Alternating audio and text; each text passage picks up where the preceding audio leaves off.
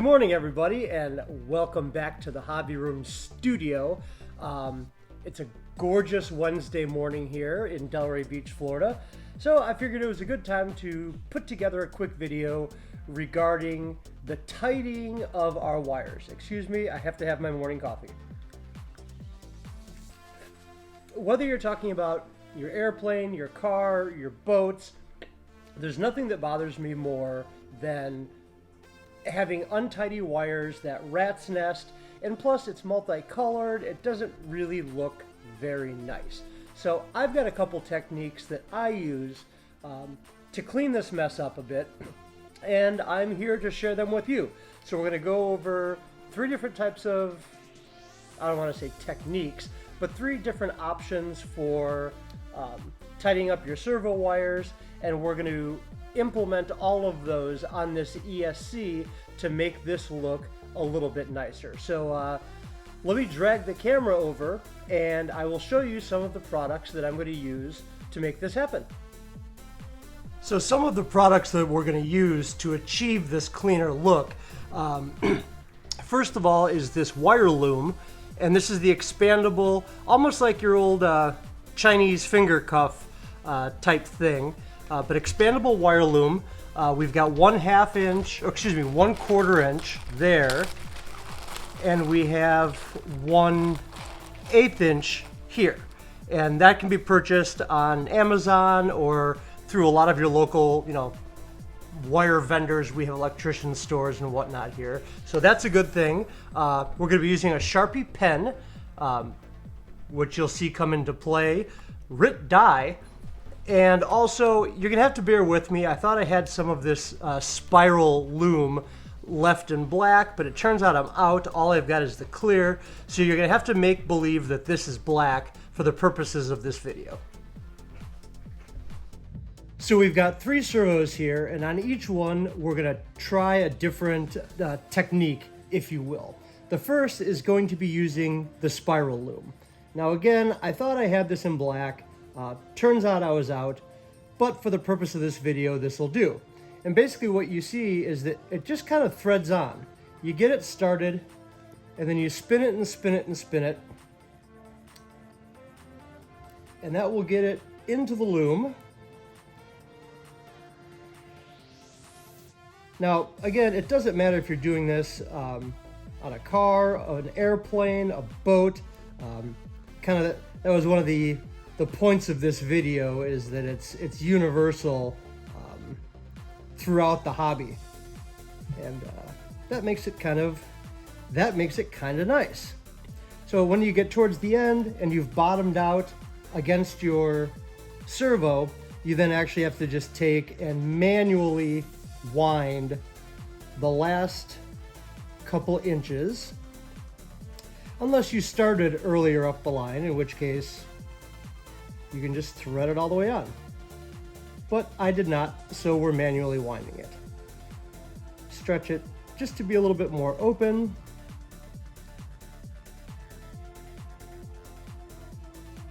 There we go.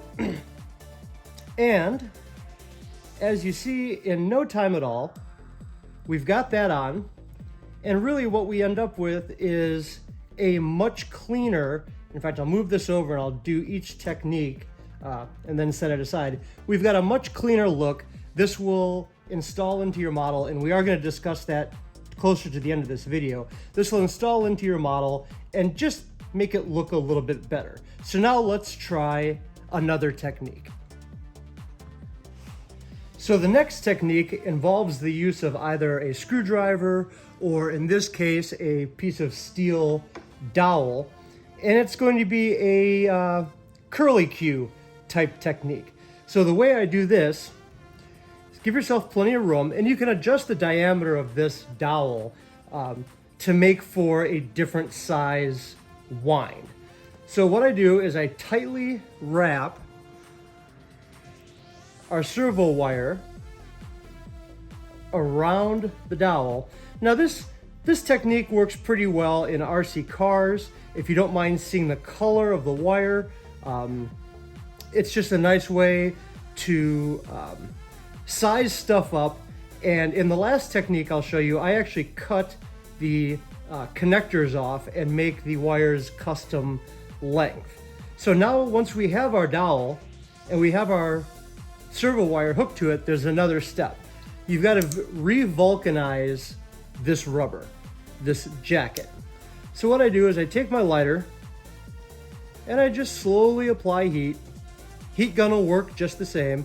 Now our aim is not to melt the wire. Our aim is just to bring it to that point of vulcanization and stop. So once it starts to get a little bit of a shine to it, we're gonna stop and call that good enough. Now the tricky bit is getting the underside. Oh, we got a little bit of soot from the lighter on there. That'll wipe right off. And boom. That was the quick and dirty version.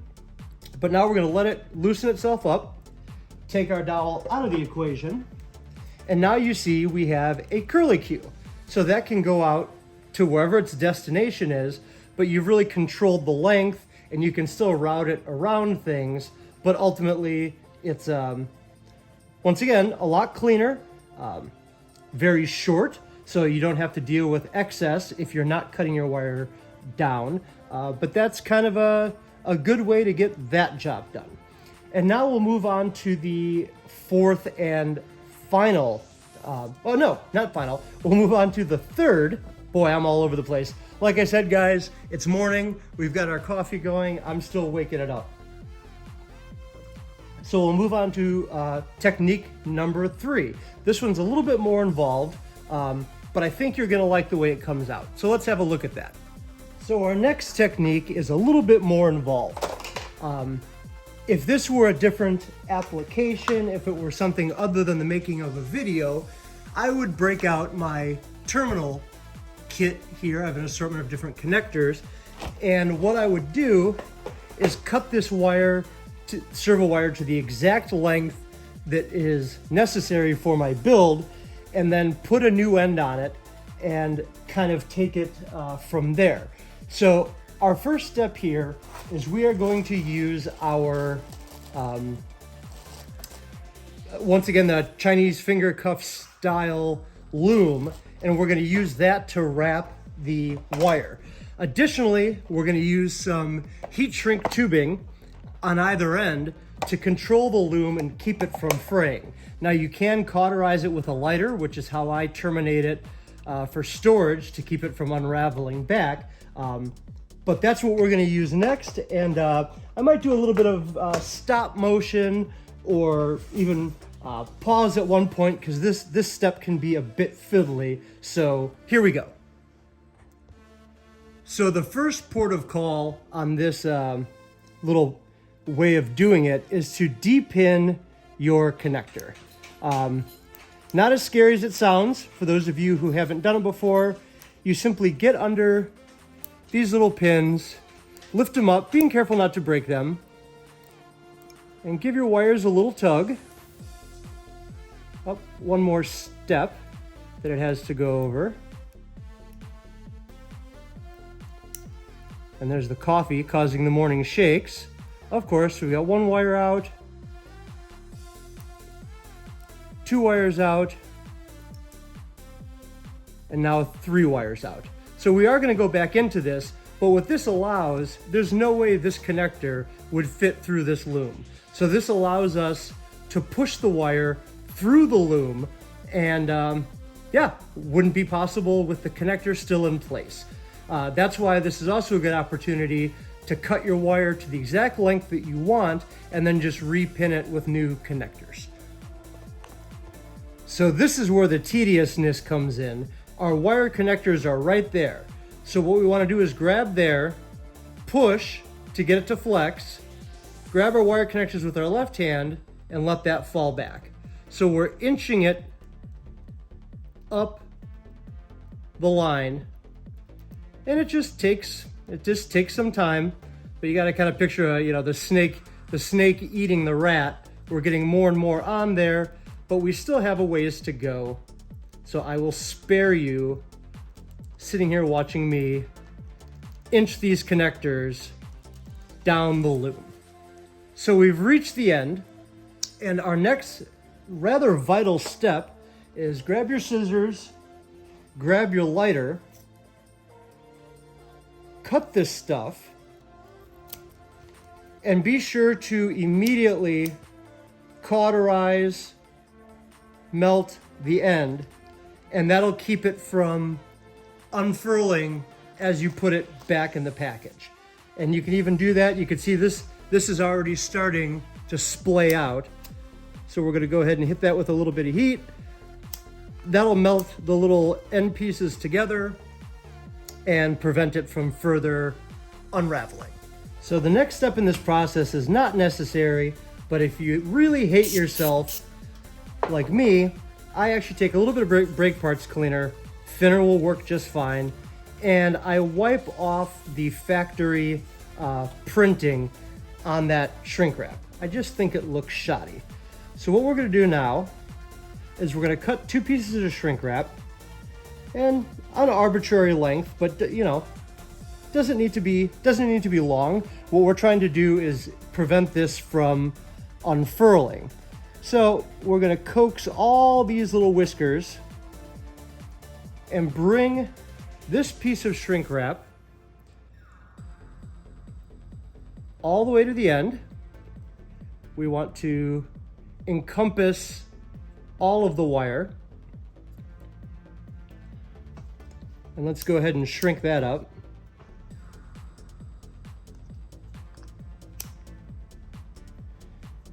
All right. So there's one end done, and we could even scooch the whole thing down the line and go right up to the strain relief, and you can see we have a really good looking connection there. Now the next step will be to actually repeat the first step, but we're going to need a piece on this end. Now there is a caveat to this, and one mustn't get ahead of oneself while doing this. Let's see here. Oh, come on, you're going to make me edit the video, and no, we succeeded. We got away with it. All right, so now we're going to pull this back. We're going to pull this back. We're going to untwist our wires to make sure that nothing is jumbled within the connector.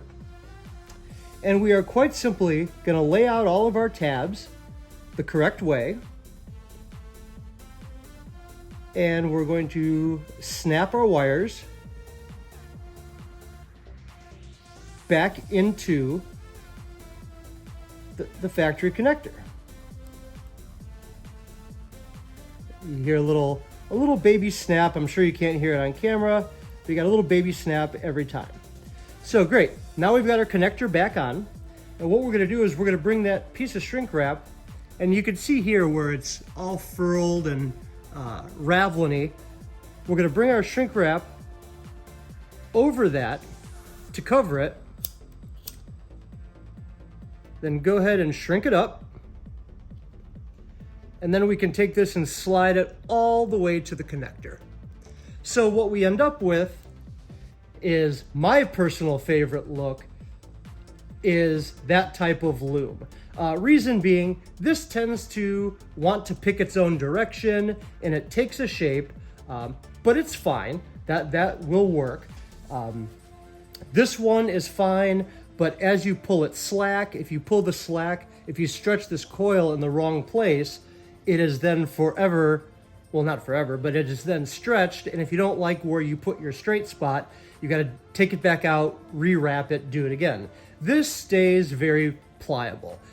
It's got a nice seal. It's tough. It'll protect against chafing, which this will actually do a fantastic job, better even than this, at preventing chafing. So if you've got a spot that's got a lot of rubbing or a lot of risk of, something digging in, this might be your answer. If you're looking for ultimate control and looks, this will be your answer.